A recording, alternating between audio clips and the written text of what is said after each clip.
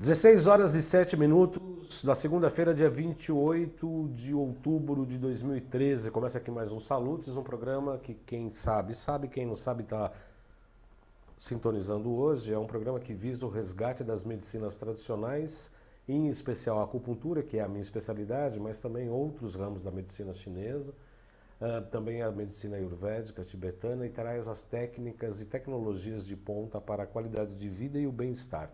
Qualidade de vida e bem-estar, o que é?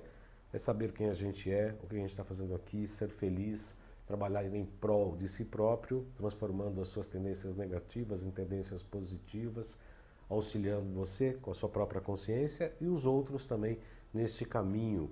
O programa de hoje, em especial, trabalha bastante sobre essa questão da mudança, da transformação de si e dos outros.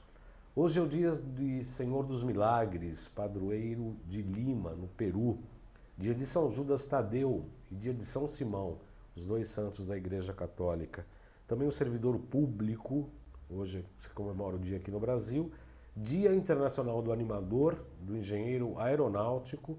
Fundação do município de Ubatuba, aqui no litoral norte de São Paulo. E criação dos municípios de Novo Horizonte e São Simão, em São Paulo, Mirassol do Oeste, Mato Grosso e Itaocara, no Rio de Janeiro. Nesse mesmo dia, em 1636, foi fundada a Universidade de Harvard. Em 1638, como eu já disse, foi fundado o município de Ubatuba. Em 1918, foi proclamada a independência da Tchecoslováquia. Em 1924, nesse mesmo dia, irrompe no Rio Grande do Sul o movimento tenentista composto por jovens oficiais das Forças Armadas. Nós estamos online já aqui no chat registrando a presença do Alexandre Augusto e do Adriano Santos, que já cumprimentaram aqui este apresentador. Muito boa tarde a ambos, sejam bem-vindos. No Face vocês podem fazer perguntas ou pelo chat diretamente. Vamos à notícia do dia. Sob o comando do Twitter está a Letícia.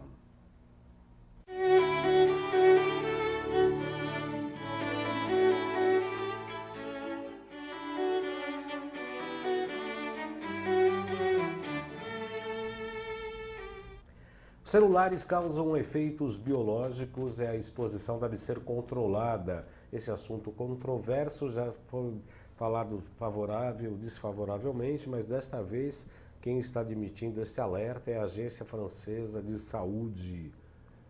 A notícia foi publicada no Diário da Saúde e aos poucos vai sendo aceito pela comunidade científica internacional que o excesso de radiação eletromagnética pode causar danos e riscos à saúde, ainda que os efeitos específicos ainda não estejam mapeados. Segundo a ANSES, que é a Agência Nacional de Segurança Sanitária Francesa, é necessário limitar a exposição às radiofrequências, especialmente entre a parte mais vulnerável da população. O documento diz que a exposição à radiofrequência não vem apenas dos celulares ou de suas antenas repetidoras, mas de todos os tipos de conexões sem fios, incluindo os roteadores e pontos de internet sem fios já presentes na maioria dos pontos comerciais e das residências. Os especialistas franceses analisaram toda a literatura científica a respeito do tema e atualizaram um relatório similar que havia sido feito em 2009, mas destacam que há poucos estudos a respeito, sobretudo em relação às diversas tecnologias usadas na telefonia celular, como 2G, 3G e 4G, e a diferença de seus efeitos. Entretanto, os níveis de evidências limitados apontam para diferentes efeitos biológicos em seres humanos ou em animais. Abre aspas, com base nessa informação e ante uma realidade de rápido desenvolvimento de tecnologias e práticas, a ANSES recomenda limitar a exposição da população a radiofrequências, em particular de telefones móveis, especialmente para crianças e usuários intensivos, e controlar a exposição global que resulta das antenas de retransmissão. Recomenda a ANSES. O Dr. Francisco Viana, da medicina, da biomedicina alemã, esteve aqui, ele sempre fala da poluição eletromagnética e que é preciso muito cuidado e que isso sim podem causar efeitos maléficos à saúde. Aliás, hoje mesmo me perguntaram pelo intermédio do Facebook sobre a magnoterapia, que é na verdade ímãs que se coloca no corpo em vários locais, um método diagnóstico próprio, que é bastante interessante, bastante funcional e trabalha com eletromagnético para a questão da saúde. Se pode-se utilizar ímãs e campos eletromagnéticos para recuperar a saúde, obviamente que as ondas também nessa faixa eletromagnética, se muito utilizada, né, se uma poluição de ondas eletromagnéticas, seguramente deve ter um efeito perverso ao corpo e à biologia humana, ainda que esses estudos ainda estejam incipientes. Bom, vamos ao assunto de hoje, 16 horas e 13 minutos.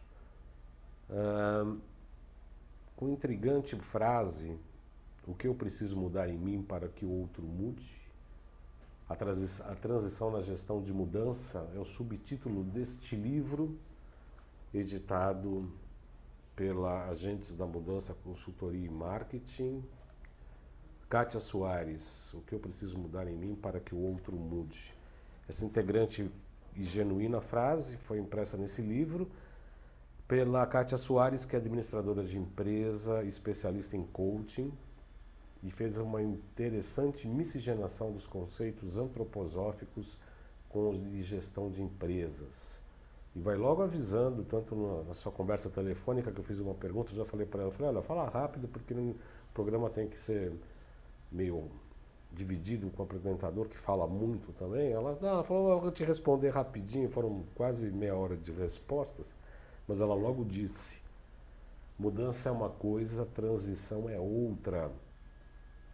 Kátia Soares é administradora de empresas com pós-graduação em marketing na Escola Superior de Propaganda e Marketing, fez especialização em mudança organizacional na GV, MBA empresarial, formação biográfica, em coaching biográfico, certificou-se em coaching pelo CETI, é membro fundadora do Instituto Ecossocial, trabalha com conceitos e ferramentas da antroposofia. Muito boa tarde, Kátia Soares, seja muito bem-vinda ao Salutes. Boa tarde, João. É um prazer recebê-la aqui, Kátia. Prazer é todo meu. Você recentemente lançou esse livro, A Transição na Gestão de Mudança. Sim. O que eu preciso mudar em mim para que o outro mude. Gostaria que você começasse o programa de hoje falando como surgiu o livro. Na verdade, me parece que ele é fruto de uma experiência profissional na área de gestão, aplicando os conceitos antroposóficos à estrutura empresarial, é isso? Exatamente. Contando um pouco da minha caminhada, eu trabalhei 8 anos em informática. E trabalhando em informática, a gente logo descobre que a tecnologia ela é importante, mas o meio não é o fim. E nesse momento eu contratei um consultor para me ajudar a compartilhar um planejamento estratégico na empresa, e ele usou como principal método de trabalho a antroposofia. E eu me encantei com esse trabalho, porque esse trabalho ele me trouxe a possibilidade de perceber que, por mais que haja uma mudança externa, o importante é você tratar o que está interiormente no indivíduo. Uhum. E aí a gente fala do quê? De dúvidas, desconfianças e medos. Né? O tempo todo as pessoas sofrem por isso. Então, por isso que é fundamental tratar esse movimento interior. Aí eu fui comer um pouco sal e fui trabalhar um pouco na consultoria e saí da empresa de informática. Trabalhei numa grande consultoria durante 5 anos e nessa grande consultoria eu aprendi também a importância da metodologia. Templates, padrões, PowerPoints da vida, Excel e tal.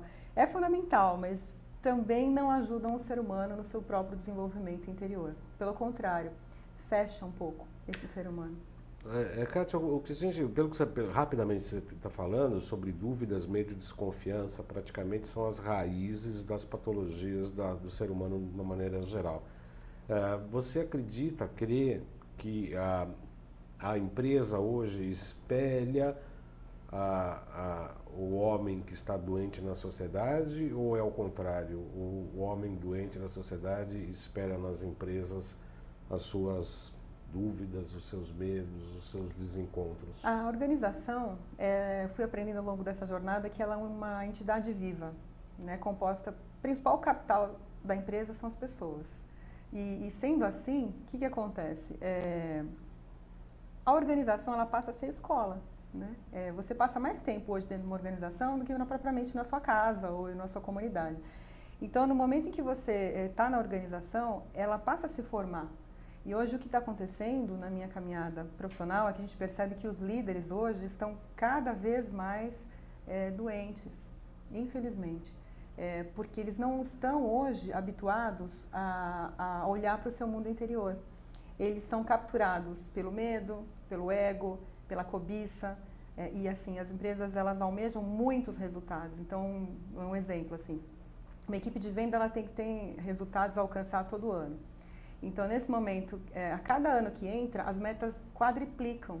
Então, ele não consegue nem sentir o prazer de ter feito aquele resultado. Atingir uma meta, agora tem que duplicar. Triplicar a meta. Triplicar. Então, isso já virou o que eu digo que é uma doença, porque ele não consegue nem ter a satisfação do atingimento daquele resultado que ele fez com tanta dedicação. E isso está acontecendo demais. Então, a tua pergunta, eu respondo que sim, só que começa dentro da organização. E aí, qual é a dica, né? Que a gente está começando a trazer para dentro da empresa, e foi daí que eu trouxe o livro calcado na antroposofia. Quando a gente começa a resgatar a vida dessa pessoa, a biografia dela, quem ela é, em trabalhos específicos, né? Quem ela é, como ela se comporta, que escola ela cursou e qual é o sonho da vida dessa pessoa, parece que eles acordam e despertam para uma pergunta que é: quem sou eu? Por que eu estou me submetendo a essas regras? Por que eu tenho que ganhar dinheiro a esse custo, a esse preço? E aí eles começam a agir com consciência, acho que essa é a palavra. Eles agem de maneira muito mais consciente do que é trabalhar, do que é delegar uma tarefa, não ter medo de passar atividades para subordinados, não ser refém de uma pergunta ou de uma demanda que ele percebe que não faz sentido, que ele vai se sobrecarregar para atender. Ou seja, ele começa a amar a si próprio, de verdade. Kátia, no processo de clínica, no processo do consultório, quando uma pessoa chega nestas condições, a gente começa a trabalhar com acupuntura e com alguns florais, sobretudo os alquímicos, com algumas medicações, inclusive quânticas. Usamos a escola do Joel Aleixo, em alguns casos, em que se prevê que há um surto que é praticamente, não é um surto psicótico, mas chama-se surto porque a gente começa a expurgar o excesso de miasmas, que tem obviamente um componente psíquico, né, psicológico, para que a pessoa se enxergue, que é um pouco isso, né? Quem sou eu, o que eu estou fazendo aqui, o que eu estou fazendo com essa vida. E o processo de adoecimento é exatamente, eu entendo, segundo uma visão mais espiritualizada, e você segue esta linha que eu sei, quer dizer, na verdade, quando eu fujo de um padrão ou de um caminho mais ou menos pré-determinado por uma questão espiritual, de consciência, de DNA, etc., se eu fujo muito dessa minha linha, eu começo a adoecer. Então, os processos de doença e os sintomas sempre são vistos por nós como um bom augúrio, né? Quer dizer, olha, é uma febre que precisa ser curada, mas por que está acontecendo? Né? Então, a gente vai buscar as causas para ter essa cura, entre aspas, que é um processo de reconhecimento de novos caminhos, que a gente chama de surto. O que acontece quando... Porque eu sei que você faz isso e as pessoas acabam tendo esse pequeno surto, né? Porque você chega, você faz uma investigação, você faz um trabalho de coaching pessoal, né? Com cada pessoa, e aí dá esse choque. Conta um pouco dessa tua experiência, conta algum caso que possa ter ilustrado. Normalmente as pessoas chegam com a pergunta: como é que eu melhoro minha carreira? Como é que eu administro aquele meu subordinado que não resulta naquilo, na expectativa que eu preciso? E aí, olhando para a biografia, porque a primeira coisa que eu faço junto com ele é: vamos construir novamente a tua história de vida? De 7 em 7 anos, nós usamos a técnica dos setênios. E ele, quando ele coloca no papel, aquilo parece que forma uma imagem para ele de quem realmente ele é, que fontes ele bebeu, como é que ele encheu a mochila dele de informações. E então, por que ele está agindo daquela maneira, né? Porque a grande preocupação dele é a carreira e não a vida. E aí, nesse momento, nessa trajetória, ele percebe algumas luzes e sombras. Ele percebe coisas positivas e coisas não positivas. Só que a mágica dessa história, ele percebe a grande capacidade que ele tem, que ele esqueceu lá atrás. Ele esqueceu que ele sabe falar, que ele sabe escrever, que ele é uma pessoa criativa, que ele não está conseguindo deixar à disposição daquela empresa a criatividade. E então, nesse sentido, ele começa a ressuscitar como pessoa, né? E aí começar a olhar e ponderar o que ele vai fazer dali para frente. Quando a gente fala do tema gestão de mudança, é basicamente isso, porque isso está dentro, né? A mudança ela nunca vai parar de acontecer. As empresas vão mudar, o mundo muda, a vida está mudando o tempo todo. Agora, a grande pergunta é, como que a gente lida com as mudanças externas? E aí realmente olhando para dentro e fazendo toda essa trajetória de entendimento de quem eu sou, que vida eu tenho que levar, ou que levei até agora e o que eu não quero mais. Quando a gente usa as técnicas, e isso tem a ver com o estudioso, quem trouxe isso para o mundo é o Rudolf Steiner, né? E o Bernard Leverhulst também. Na realidade, nós temos uma possibilidade muito grande de cura interior quando a gente começa a entender a nossa vida. E que tem fases muito comuns, né, de 7 em 7 anos, muito comuns, a minha, com a sua, com os telespectadores, né? Se a gente pudesse contar aqui em grupo, fazer um grupo que contar a nossa história de vida, nós vamos perceber que tem muita coisa em comum. Então, por que não nos unirmos? Por que não trabalharmos em prol da colaboração ao invés da competição? Porque entra o medo, entra a voz de um pai lá atrás falando, você vai trabalhar, se você não trabalhar, o mundo vai passar por cima de você. E você acredita piamente naquilo. E você se torna um adulto, esse adulto vai para o mundo e vai para o mundo com essa voz, achando que realmente ele precisa passar por cima das pessoas e trabalhar, enfim. Quando há um resgate dessa vida e dessas histórias passadas que não foram bem cuidadas, esse executivo, esse agente da mudança que eu chamo, né, que são todos os líderes, ele passa a ser ser humano, acima de qualquer papel. Ele passa a ser uma pessoa, então ele olha para o outro de maneira mais amorosa, mais com compaixão, porque ele se coloca no lugar do outro e começa a perceber por que ele está gritando comigo. Qual é a necessidade que aquela pessoa que está se colocando de uma maneira conflituosa, ela está querendo, ou ela não está sendo atendida? Como é que eu ajudo essa pessoa? Agora, o chefe bonzinho, essa pessoa um pouco mais amorosa, não conflita um pouco com essa necessidade do chefe bravo que exige resultados e que tem uma pressão e que teria melhor resultado? Essa pergunta é interessante, porque todo mundo faz essa pergunta, né? E o que é ser bonzinho? Então, é muito interessante porque não tem o malzinho e o bonzinho, tem um ser humano integrado. E isso a antroposofia traz com muita propriedade, né? É um ser humano que pensa de forma lúcida, sente de forma equilibrada e age de maneira responsável. Então, é um pensar, sentir e querer de forma estruturada. Porque se a gente for para o mundo com dúvidas, nós vamos passar dúvidas. Se formos desconfiados, eu começo uma relação contigo já. O que o João quer de mim? O que ele está querendo? Né? Que pergunta é essa? Né? Então, eu já vou com o nível do sentir poluído. E o nível do querer, quer dizer, como é que eu vou agir? De maneira completamente irresponsável. Quais são os pilares? Pensar, querer, sentir e querer. Isso nós chamamos de imagem arquetípica do ser humano trimembrada. Porque no mundo, a gente costuma aprender na biologia que o ser humano é constituído de 3 partes. Quais são? Putz, eu esqueci. Cabeça, tronco e membros. Pronto. Lembrei. Só que, num olhar antroposófico mais sutil, ele não é cabeça, troncos e membros. Ele é pensar, sentir e querer. Das escolas mais filosóficas, mais antigas da espiritualidade, é corpo, alma e espírito. Exato. Que alma e espírito são diferentes, né? Esse é o arquétipo mais simples. Tem o quadrimembrado, o ser humano quadrimembrado também. E aí, onde a gente fala que é o nível do pensar, reside o primeiro personagem que faz a gente resistir, que é a dúvida. O segundo é a desconfiança. E o terceiro é o medo, ligados ao pensar, sentir e querer. Então, quando a gente começa a lidar com a mudança, gestão de mudança, que é tão falado hoje em dia, né? Como é que eu faço uma gestão de mudança? Nada mais é do que lidar com esclarecimento de dúvidas, e aí eu tenho que esclarecer de verdade, ser transparente e honesto, não adianta mais esconder nada embaixo do tapete, nem para você e nem para o outro.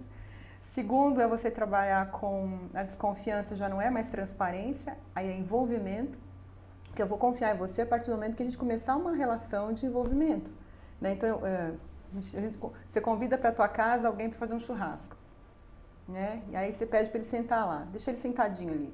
Uma coisa, né? Ele está participando do churrasco ou não? Outra coisa é, vem aqui na cozinha comigo, vamos cortar a cebola junto. Ele está envolvido na coisa, ele está participando desse churrasco.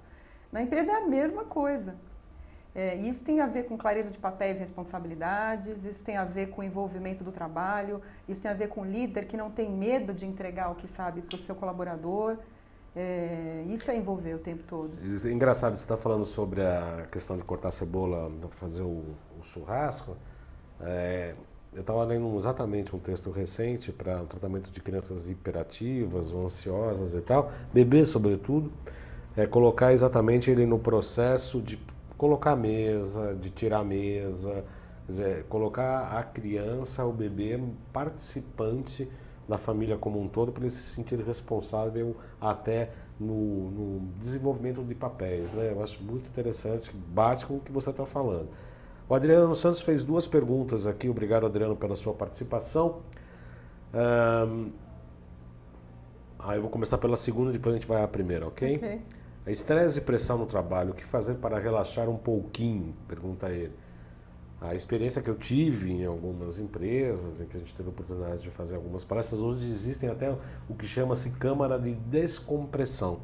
Né? São salas com o tamanho desse estúdio talvez, com meia luz, música new age, até com uma aromaterapia, poltronas confortáveis para pessoas ir lá e ficar uns 5, 10 minutos. E aí sair de lá e volta ao trabalho, uma coisa muito bacana. Algumas empresas modernas fazem isso. Agora, a pergunta dele, estresse e pressão, o que fazer para relaxar um pouquinho? Eu costumo dizer que para que a gente possa relaxar numa organização, é ser autêntico. Então é tirar a máscara. Tira a máscara e vai procurar o seu colega e dizer que você está de saco cheio. E xingar o chefe pode também, não? Xingar não, porque aí você vai gerar um conflito, mas chamar para um café.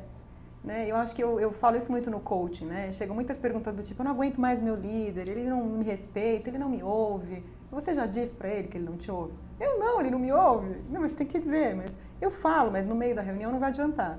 Né? Então, chama ele para um café, para um ambiente onde ele provavelmente está com um super estresse, ele está também agoniado, a gente costuma dizer que é um telhado de vidro, ele está com uma extrema pressão de resultados e tudo mais, quer dizer, é uma pessoa... É quase um animal acuado. Né? Então, você vai falar para o animal acuado, me ouve, ele vai morder. Então, a gente não costuma lembrar que o que relaxa a gente? É atender necessidades e prazeres da vida. Então, o que será que ele quer? Será que é um café? Será que ele simplesmente quer ser ouvido? Às vezes a gente vai para o líder falar para ele que ele não nos ouve, mas a gente ouve o líder. Muitas vezes a gente não quer nem saber por que ele está daquela maneira, né? Então, eu acho que, para mim, são 3 coisas muito simples. Entender a expectativa das pessoas e as nossas, né? E levantar um pouco, estabelecer esses acordos, né? Que ficam debaixo do tapete. Ninguém fala o que gosta, o que pensa, então fica aquele ambiente estressante, duro, engessado, né? Então, no fundo, é estimular diálogos. Eu acho que a grande... Hoje, a ferramenta de trabalho no mundo corporativo que está surgindo muito bacana, não é mais o divã e a sala de meditação, mas é dialogar. As pessoas precisam realmente voltar a falar o que pensa, o que sente principalmente. Tem um livro muito interessante que eu falo, até no meu livro, que é As Organizações Baseadas em Valores. E ele foi escrito por um autor muito interessante que chama-se Richard Barrett. E o Richard Barrett, ele traz os elementos da pirâmide de Maslow. Então, ele traz os 7 níveis, né? Desde a sobrevivência, relacionamento, autoestima. E ele fala que os 3 primeiros níveis de um ser humano, para que ele se sinta pleno e feliz, né? Que a gente quer ser feliz, é ele atender as 3 primeiras necessidades dele, que são interesses próprios, que é sobrevivência. O que é sobrevivência numa organização? É dinheiro. E para o indivíduo, às vezes é segurança. Às vezes ele não está seguro naquele trabalho que ele está fazendo e ele passa batido e vai para o próximo nível, que é o relacionamento. Aí como é que ele se relaciona com a pessoa? De maneira egóica, com medo, se restringindo, porque ele está inseguro lá atrás, ele não atendeu o primeiro nível dele, né? De autoestima, às vezes ele quer ser elogiado. É muito interessante que as pessoas precisam se elogiar mais, falar obrigada, falar, puxa, parabéns, que trabalho lindo que você fez. Não dá dando tempo de fazer isso. E alguns acham que é feio. Ele é tão bonito e tão simples, né? Né? Isso é o que gera, eu acho, da pergunta dele, né? Que você pudesse dizer um ambiente mais afável, né? A outra pergunta é até que ponto a competição no trabalho é saudável? Porque, de uma certa maneira, a competitividade talvez seja um pouco positiva, desde que haja respeito pelo oponente, entre aspas, mas pelo também adversário, entre aspas, também, né? Que, na verdade, a competitividade no sentido de ter um processo criativo com bastante respeito, eu vejo, imputo isso como algo bastante produtivo, desde que mantido em condições, obviamente, respeitosas. Qual a sua opinião sobre isso? Tem uma frase que eu aprendi que fala assim: só pode ser integrado aquilo que for devidamente separado. Eu só vou competir se eu não estiver bem comigo mesmo. Se eu estiver entendendo quem eu sou e como é que eu construo coisas saudáveis, é difícil você gerar uma competição. Agora, de onde vem essa coisa da competição e da colaboração, né? De novo, é a falta de entendimento, de interesses e o que é bem comum, né? Então, se eu não atender o que é importante para mim, eu vou competir, porque está mais lá fora para mim está a solução e não aqui dentro. A partir do momento que eu estou tranquila, por mais que tenha alguém que saiba mais do que eu, que conheça, que performa mais do que eu vou querer no mínimo aprender com aquela pessoa. Puxa, que bacana, né? Eu vou falar obrigado e vou querer aprender. No momento em que isso começa a ser um problema, porque provavelmente eu não fiz um caminho adequado de aceitação própria. E isso tem a ver com o que eu escrevo no livro, que fala sobre a transição da gestão de mudança. Porque a gente não faz a transição interna, de aceitar, de reconhecer, de ver por que eu estou bravo, né? Agora, a competição, ela tem que ser com a gente mesmo, né? Né? Talvez eu não na área de corporativa, talvez não soube me expressar, porque na área que eu atuei profissionalmente, em corporações, em editoras, em empresas jornalísticas e até agências de publicidade, por exemplo, tem 2 núcleos de criação, né? 2 parceiros de criação, uma duplas de criação, em que você tem uma competitividade de criar um slogan mais legal, uma campanha mais bacana, e é um input, é uma disputa, é como se fosse uma coisa colegial até, né? Um jogo colegial ali para você ver que campanha é mais bacana, né? Você tem um tema, você tem que ter um slogan, você tem que ter uma campanha, você tem que fazer um título, tem que fazer uma capa de uma revista, ou a capa de um título, um olho de uma matéria. E eu vejo isso como bacana, é uma disputa de criatividade que todos ganham, né? Porque um olha, o outro fala, pô, ficou mais legal o seu, não, esse aqui é mais bacana. E até uma discussão, acho que todo mundo ganha com isso. Mas às vezes eu vejo, você já pediu isso para ele, então eu não vou fazer, ou entra uma crise de ciúmes. Não, olha, eu queria um slogan, ou eu queria um logotipo para tal ideia, para tal produto. Não, você já pediu para o outro, então eu não faço. Quer dizer, essa competitividade podia ser uma coisa bacana, né? Quer dizer, pô, eu tenho esse título, como jornalista, como escritor, às vezes eu não gosto que as pessoas mexam no meu texto, mas algumas observações você fala, pô, esse daqui não melhora. Melhora, você fala, puxa, sabe, às vezes é uma vírgula, às vezes é uma palavra, uma embocadura um pouco diferente, você fala, nossa, olha como dá um brilho isso. Então, é nesse sentido que eu quis dizer, no sentido de estimular melhores resultados, né? E abrir mão dessa coisa egóica. Não, eu fiz, ninguém mexe, nesse sentido. Uhum. Então, hoje a palavra competição, ela aos pouquinhos, nesse movimento planetário que nós estamos de mudança, né? Você sabe melhor do que eu, ele está sendo gradativamente substituído pela rede de colaboração. E aí o que é que está sendo substituído pela palavra? Capacitação. Então eu tenho uma capacidade única, eu sou um ser único, você tem outra. E nós dois juntos, estamos acabando de falar disso antes do programa, né? Quer dizer, nós dois juntos podemos fazer algo muito maior. Então, nesse sentido, não existe mais, não está mais sendo incentivado a competição, e sim a capacitação. Né? A palavra está entrando no lugar, porque no momento que eu reconheço quem eu sou, por isso a transição, o olhar interior, por isso a Bienal do Livro hoje vende tanto livro de autoajuda e aquela coisa toda, né? Porque graças a Deus as pessoas estão começando a perceber a importância do mundo interior. Quando você reconhece isso, você se torna tão criativo, tão capaz de fazer qualquer coisa, e cada pessoa tem a sua capacidade específica. Concordo plenamente. Tem aquilo que é dele, não dá para divulgar, não dá para dizer, faça igual, né? Concordo plenamente com o que você está dizendo,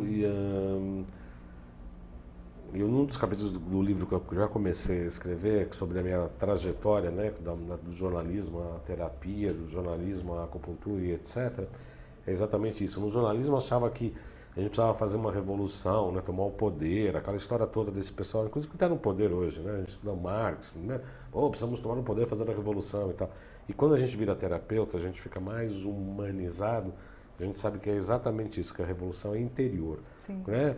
É como eu vim aqui para dar a primeira entrevista. Os chineses foram os primeiros ecologistas, né? No mundo, no planeta, são os chineses. Por quê? Porque eles reconhecem os elementos em si e eu reconhecendo e respeitando os elementos em mim, eu posso respeitar os elementos fora. Porque senão vai ser mais uma ditadura do decreto. Exato. Não é isso mesmo? É isso aí. Você também concorda? Eu concordo. Porque, assim, hoje em dia as pessoas se baseiam muito em coisas assim, Kátia, eu vou nas empresas, sou chamada, me ajuda a fazer uma gestão de mudança, tal. O que você precisa? De um plano de comunicação. Aí fico pensando assim, o que será para ele um plano de comunicação? Compra um megafone. Eu quero fazer um mapa de influenciadores. É importante, mas isso não vai ajudar a mudar, né? Eu também quero fazer um mapeamento de mudanças e impactos organizacionais, também é importante.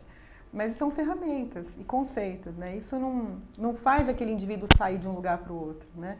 E para fazer ele sair de um lugar para o outro, precisa fazer sentido, né? E sentir significa entrar em conexão interna.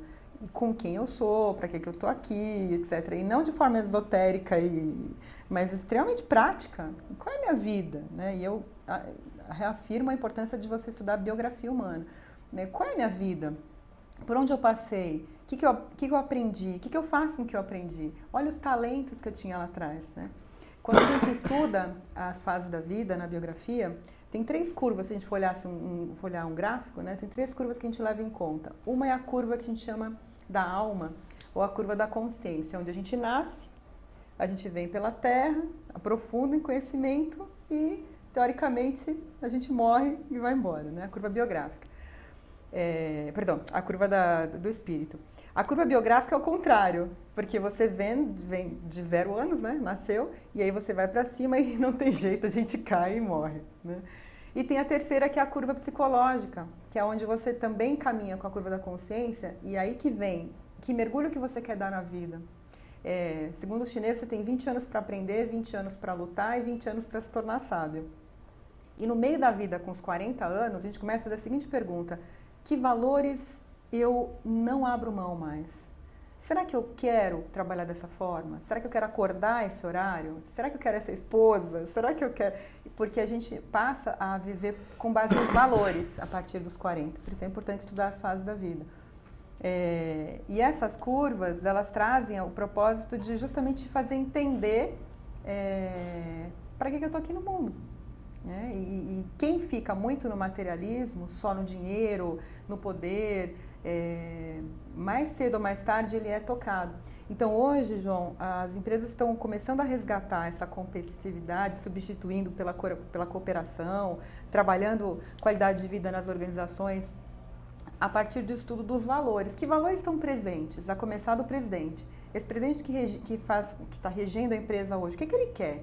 Ele quer cumprir aquele resultado lá de 50 milhões de dólares, ou ele quer qualidade de vida aqui dentro da organização? Ou ele quer que as pessoas respeitem, que sejam humildes, que sejam generosos, enfim. E aí, dependendo da prática que aquele presidente ou aquela cúpula da organização for propagar para baixo, aquilo é absolutamente sanador para quem trabalha. Agora, a pergunta que não quer calar, né? Dentro de um processo capitalista, dentro de uma sociedade em que visa apenas o lucro como ponto de vista maior para tudo e tal. Como é que um gestor, um presidente, pode falar assim: eu vou tornar minha empresa mais humana, e apesar que eu estou aqui no top de produtividade, de lucratividade, de resultados e etc., para uma matriz, sabe-se lá onde, e eu falo, não, mas eu tenho que humanizar a empresa porque tem muitos conflitos, etc. Dá para fazer essa mudança ou essa transição, que são coisas separadas, de uma maneira que se mantenha essa empresa no topo, com as pessoas felizes? Completamente, porque a gente não está falando de abandonar o dinheiro, né? Mas a gente está dizendo, assim, para equilibrar, dando o quê? 3 coisas, vamos lembrar, levando em conta pensar, sentir, querer. Dando liberdade no nível do pensar. liberdade, igualdade, fraternidade. A trimembração social está muito presente hoje nas organizações e precisa estar. Então, liberdade no nível do pensar é dando voz às pessoas,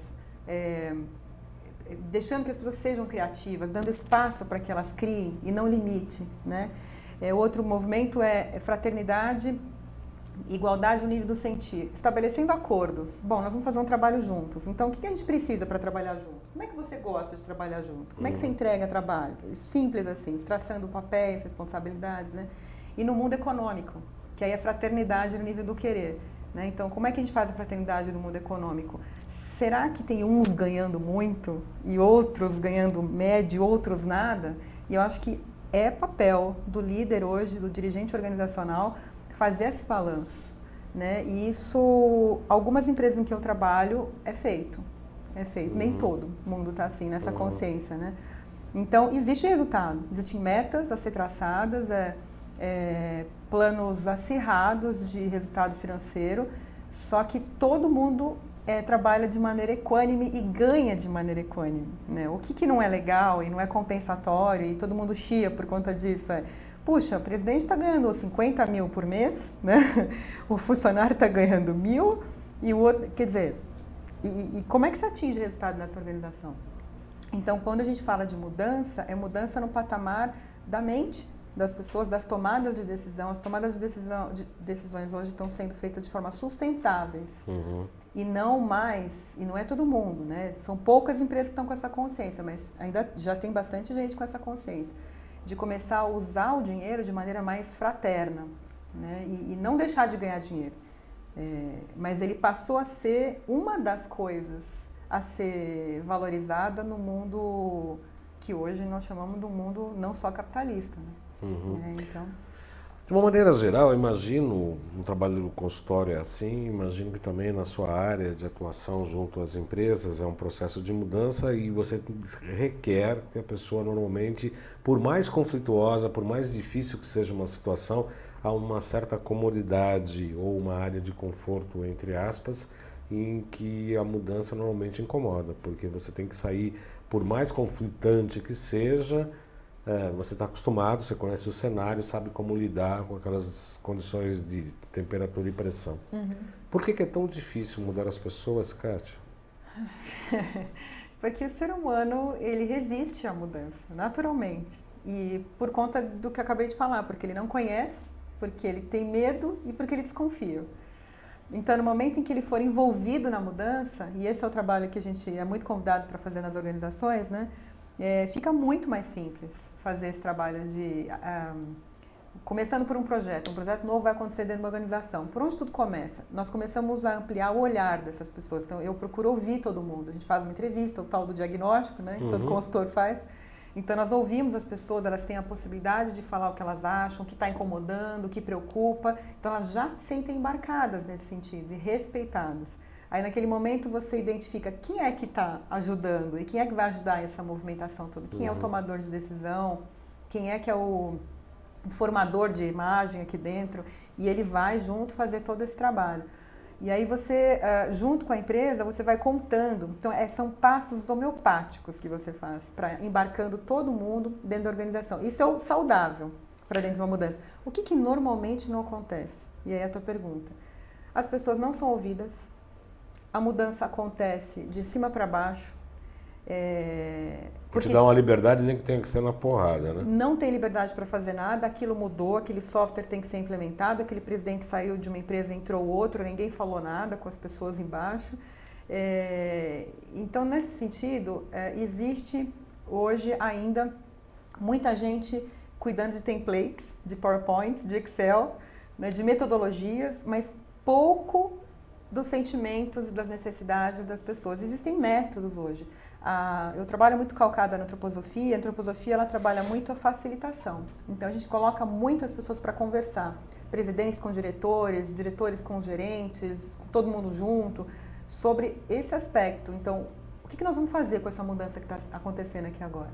Esse modelo não questiona, Kátia. O Alexandre fez uma pergunta bastante interessante. Já, Alexandre.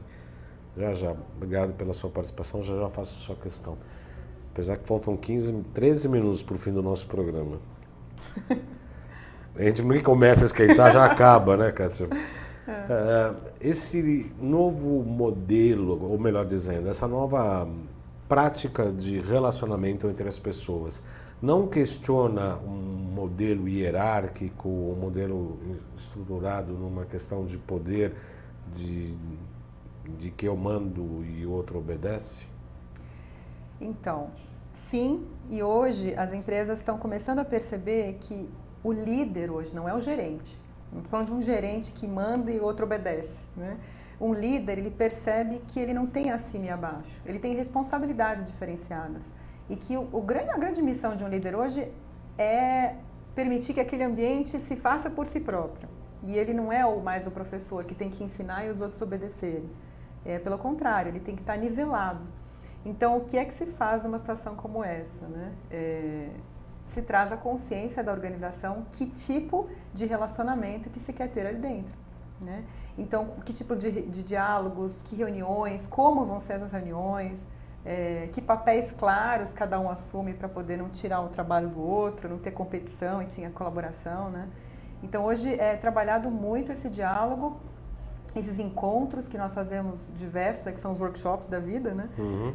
Para que cada vez mais esses líderes tenham consciência de que o papel dele é de agente de mudança. O líder que não entender que ele é um agente de mudança, ele está fadado a não ser mais um líder. E aí ele funciona como num processo metabólico, como uma enzima de transmutação, participa do processo, não necessariamente como parte integrante.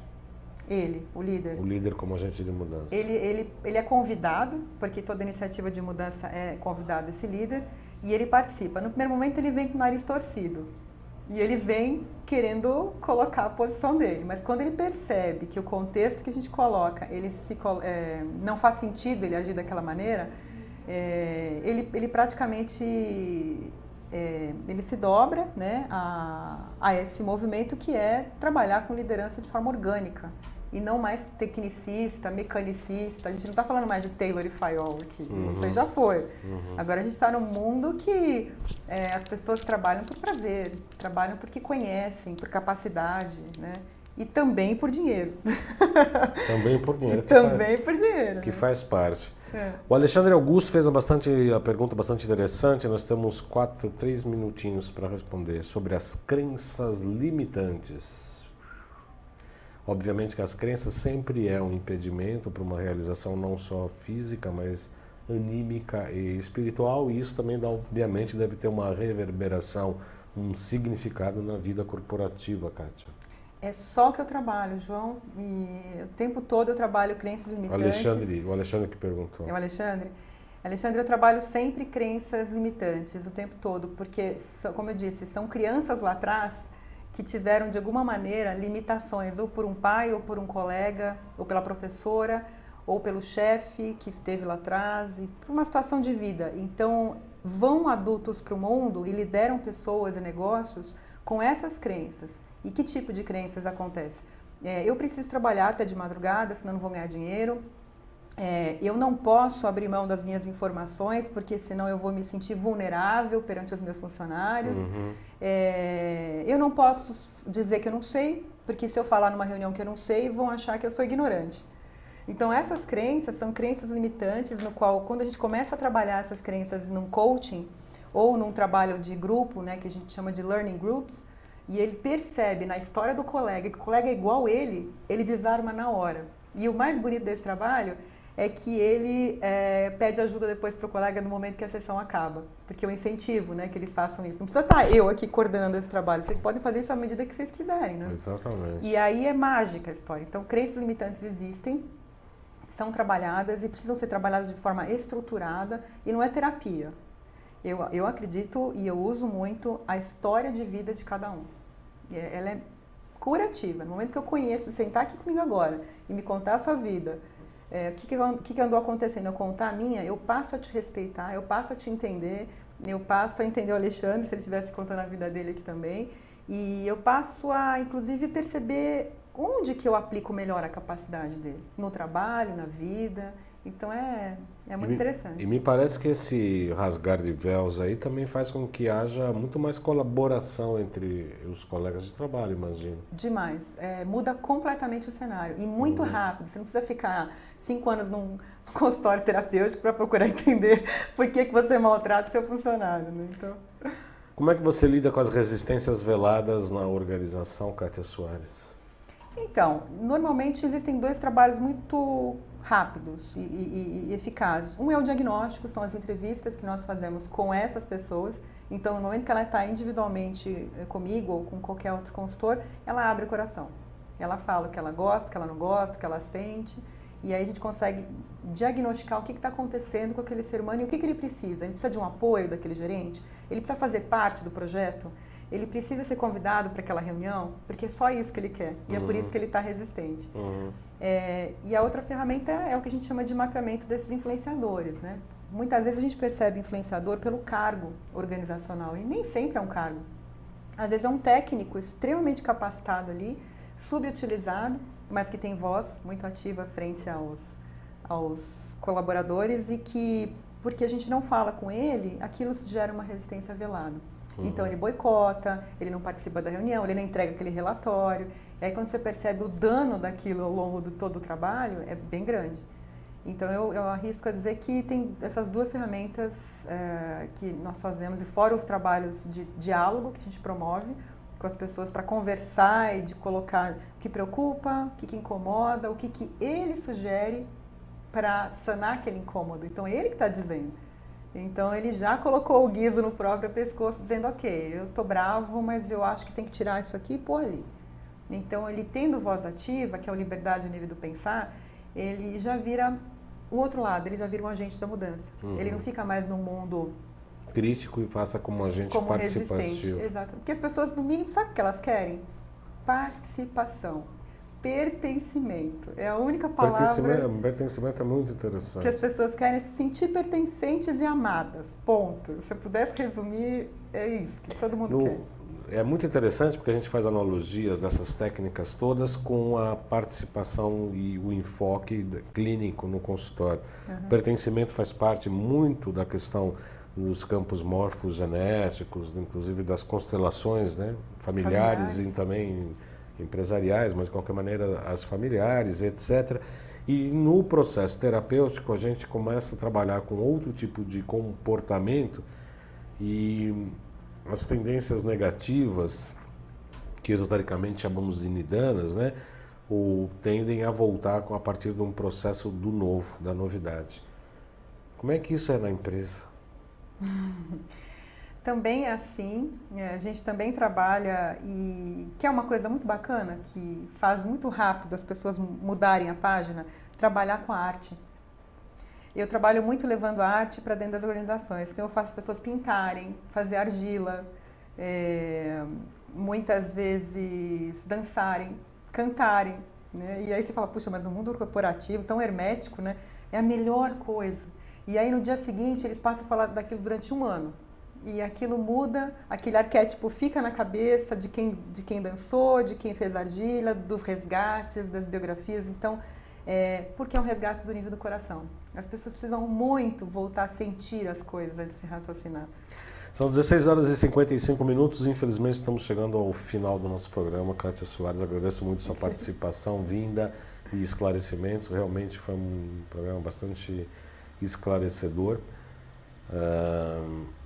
Você parece que está começando uma nova turma de um curso. Você quer dar os dados, informações, por favor? Interessante. Eu estou começando a 5ª turma do programa de formação em gestão de mudança e ele tem o intuito de justamente formar essas pessoas e serem agentes de mudança. São 11 meses que as pessoas praticamente ficam juntas, 5 módulos, onde ele aprende a olhar, a enxergar, a ouvir, a gerir, a interagir. E sai de lá assim, completamente preparado para atuar com mudança organizacional e com a transição de indivíduos.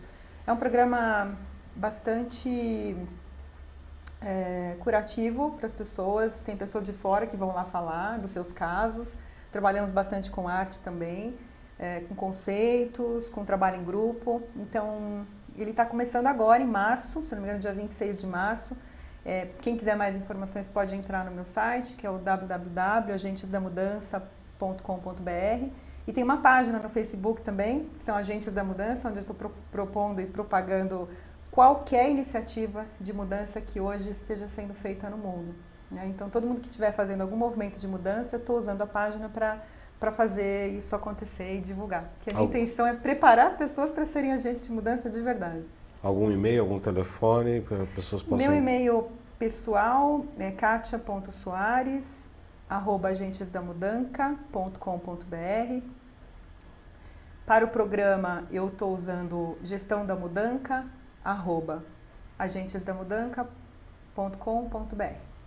Eu agradeço a sua participação, Katia Soares, seja muito bem-vinda. Provavelmente vai aparecer mais vezes, pessoas com conteúdo que sempre trazem informações importantes acabam voltando. Semana que vem, Cristina Kasperovic, a nossa maestra, professora de canto. A gente fala sempre de música, de canto, no processo de mudança como saúde.